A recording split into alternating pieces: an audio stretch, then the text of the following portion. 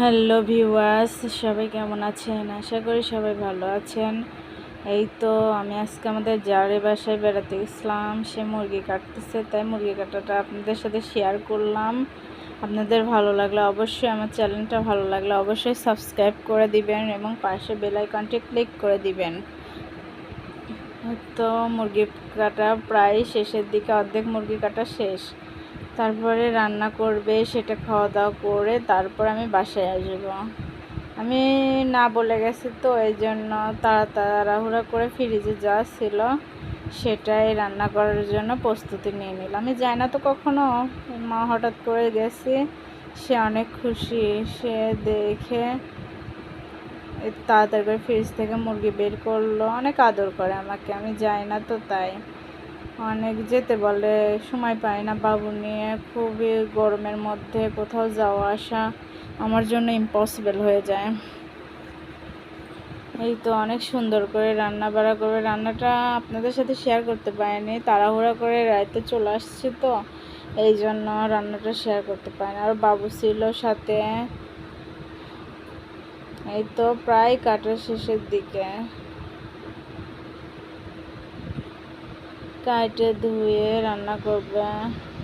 আমার এই জাটা অনেক ভালো, সবার সাথে মেশে, সবার সাথে শেয়ার, এমনি খুব আদর করে, সবাইকেই আদর করে খুবই।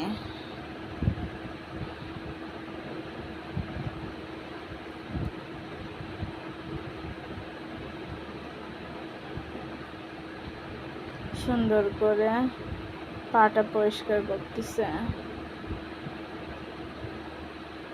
কাজ করে, অনেক সুন্দর করে কাজ করে।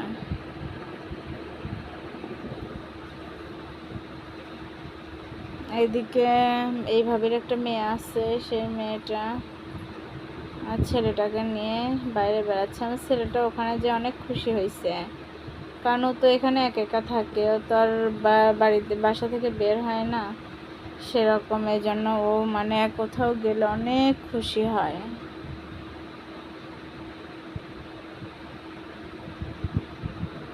তো আমার যে আবার মুরগিটা একটু বেশি ছোট ছোট করে টুকরা টুকরা করে, কারণ সে বলে মশলা টশলা ভিতরে সব যাবে। মজা হয় তো, রান্না মজা হয়। সবাইকে শেয়ার করলাম এভাবে কাটে মুরগি কাটা, খুব সহজ হবে আপনাদের জন্য।